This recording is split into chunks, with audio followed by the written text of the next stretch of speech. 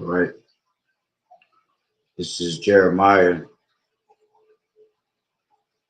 30:7. Alas, for that day is great, so that none is like it.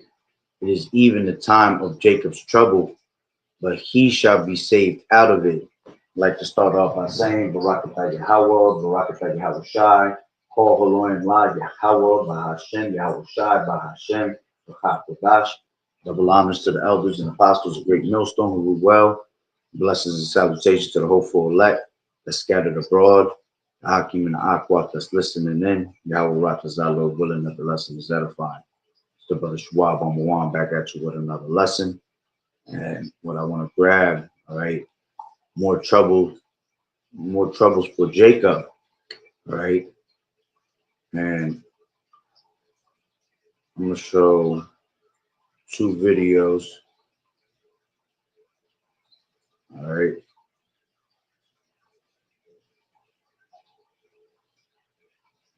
And I'll grab some scriptures and close it out. Let me just grab the video real quick.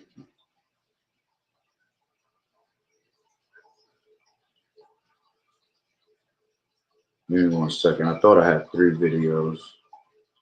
I don't know where the one video went. Let me just make sure it's not in my messages.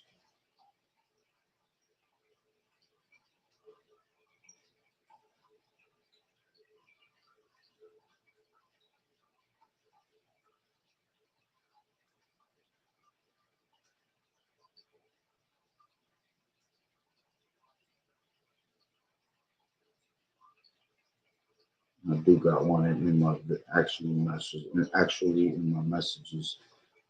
All right, so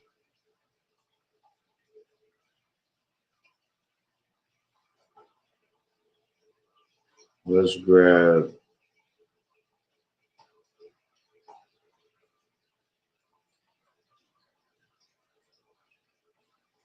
this one first. All right.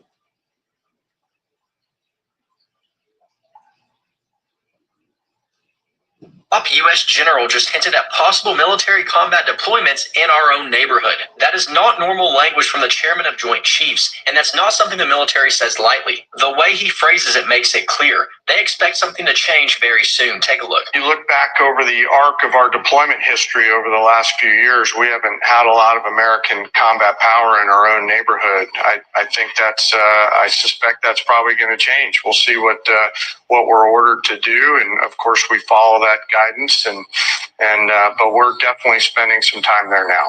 Top generals almost never speak publicly about potential combat deployments unless talks are already happening behind closed doors. When a general says, "I suspect that's going to change," it means planning is underway and conversations are already happening. And the phrase "in our own neighborhood" strongly suggests he's talking about the United States and not foreign wars. The U.S. almost never positions combat forces inside of its own country. That's insane. But of course, the Trump administration is pressuring them to do this. And it's all about seizing more control and taking away our constitutional rights. This is why the Democratic lawmakers reminded our military to remember their oath. Just think about what's taking place right now.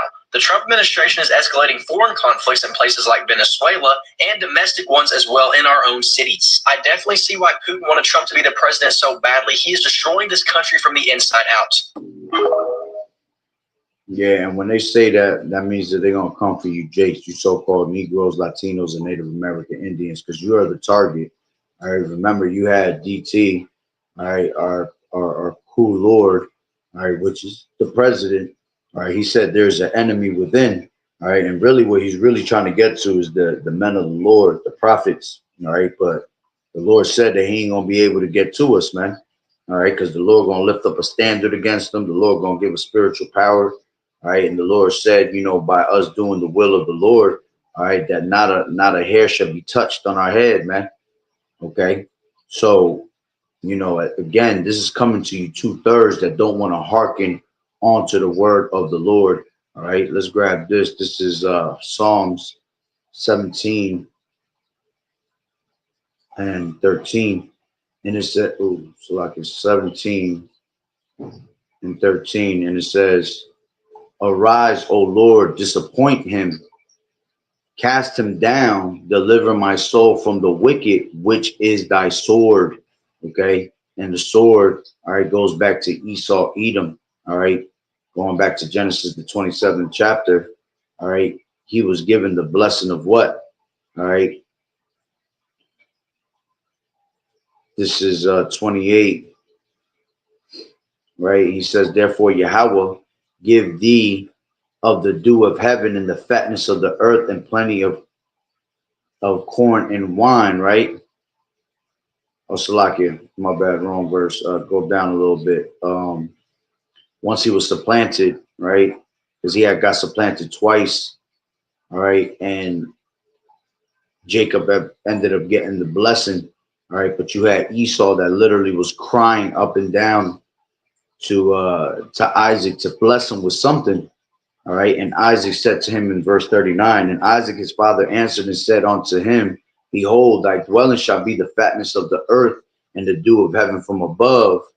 And by the sword shalt thou live, and shalt serve thy brother. And it shall come to pass when thou shalt have the dominion that thou shalt break his yoke from off thy neck. Okay. It says, and Esau hated Jacob because of the blessing wherewith his father blessed him. And Esau said in his heart, the days of mourning for my father are at hand. Then I will slay my brother Jacob. All right. So we know that this devil was given the blessing of the sword, all right, to have weapons, you know, military power, okay? And Esau's perpetual hatred was always to slay his brother, okay, his brother Jacob, all right, consistent of you 12 tribes, all right, you so-called Negroes, Latinos, and Native American Indians, all right? And this is why, you know, Deuteronomy, the 28th chapter, verse, I believe it's 58, exactly. All right, this is a curse that's upon you, Jakes. All right, that you're actually, you know what, it's down more. Give me 1 second. 65, all right, and 66. All right, this is a curse upon you, Jakes. Okay, it says, among these nations shalt thou find no ease, neither shall the sole of thy foot have rest, but the Lord Yahweh shall give thee their trembling heart and failing of eyes and sorrow of mind, and thy life shall hang in doubt before thee, and thou shalt fear day and night, and shall have none assurance of thy life. You see, so you don't even know if you're going to be able to make it to the next day. That's one of the curses upon our people, man. That's why you see our people dying on the streets all the time, you know, by the so-called white man and his little, you know, his little sword, all right, his little, his laws and justice, all right, by police, okay. That's a curse upon our people, man. All right. And that's all part of, you know, Jacob always going through their type of troubles. All right. But see, what's about to come is about to be a heavy, heavy judgment upon the earth. Okay. Because the Lord said that 2/3 of our people, all right, Zechariah 13 and 8, have to be cut off and die. All right. Because they don't want to hearken on to the word. Right. This is Zechariah 13 and 8. And it shall come to pass that in all the land, saith the Lord Yahweh, 2 parts therein shall be cut off and die, but the third shall be left therein. Okay, so the third that's going to be left therein is the elect, and they're going to be passed through the fire, right? And the Lord's going to try to refine them as silver and as gold, all right? But 2/3 of our people going to end up passing away, man, all right? Because they are the multitude that's born in vain. Let's grab that, all right? Those that didn't want to hearken on to the word of the Lord, okay? This is Second Ezra's, the 9th chapter, verse 22, and it says, let the multitude perish then, which was born in vain, and let my grape be kept, and my plant for with great labor have I made it perfect. Okay. So, the 2/3 is the multitude that's going to perish. All right. That was born in vain. But the 1/3 is the grape that's going to be kept. All right. Because the Lord has made it great with great labor. He has made it perfect. All right. So again, all right, our people have to learn by death and pain, because 11, let's grab 9 and 11 in Second Ezra. And they that have loathed my law while they had yet liberty, and when as yet place of repentance was open unto them, understood not, but despised it. You see, the same must know it after death by pain. Okay. So the Lord's going to punish them. All right. And they've gotten away with a lot. See, the Lord is angry with the wicked every day, as the scriptures say. This is 8 and 11, all right, in Ecclesiastes. It says, because sentence against an evil work is not executed speedily, therefore the heart of the sons of men is fully set in them to do evil. Though a sinner do evil 100 times and his days be prolonged, yet surely I know that it shall be well with them that fear the Lord Yahweh, which fear before him. But it shall not be well with the wicked, neither shall he prolong his days, which as a shadow, so like a which are as a shadow, because he feareth not before Yahweh Bashem Yahweh Shai. You see, and that sword is being furbished, okay, right before their eyes, man. All right, let's grab that real quick. This is Ezekiel. All right, Ezekiel 21 and 9.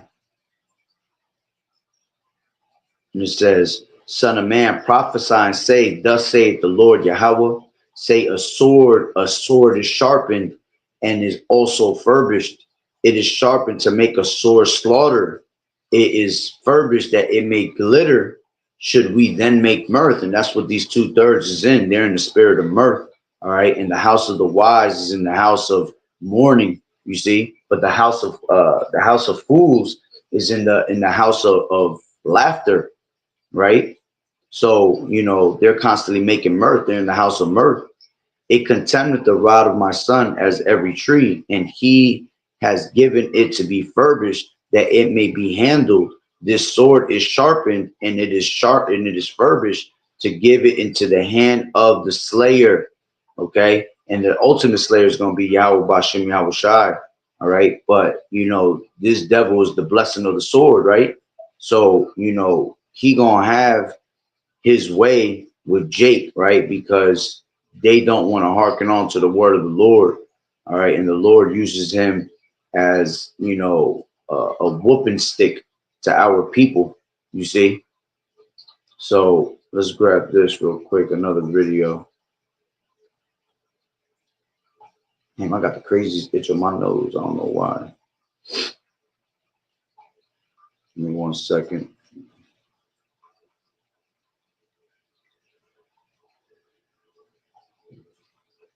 Give me 1 second. Just looking something up real quick.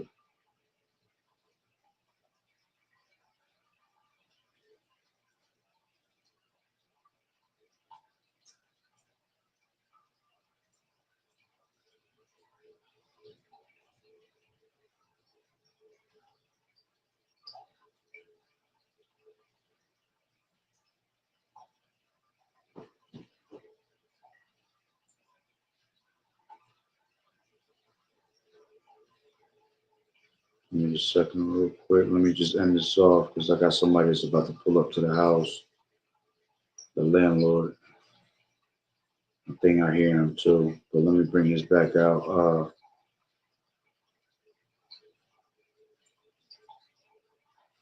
This is another video right here. Full breaking, fuck the news. Billionaire Palantir co-founder calls for return of public hangings to show masculine leadership in America. The billionaire co-founder of the software company Palantir has called for the return of public hangings in order to demonstrate masculine leadership. If I'm in charge later, we won't just have 3 strikes law. We will quickly try to hang men after 3 violent crimes. And yes, we will do it in the public to deter others. Our society needs balance. It's time to bring back masculine leadership to protect our most vulnerable. Lonsdale, who co-founded the Tech Giant alongside with entrepreneurs including Peter Thiel, made the comments in response to the online criticism of Defense Secretary Pete Hegseth and his attitude to recent military strikes against alleged drug boats. Hegseth was called out for his own online post in which he boasted openly about sinking another narco boat. Online users reacted with outrage, with Claire Lehman, editor of Australian-based libertarian website, describing the post itself as grotesque. So, you know, look, listen, everybody, these people, this is a billionaire's world. If you don't got money, you don't have shit. These people are openly calling for things. I got this. I'm about to come back. We're 96 on that possible headline.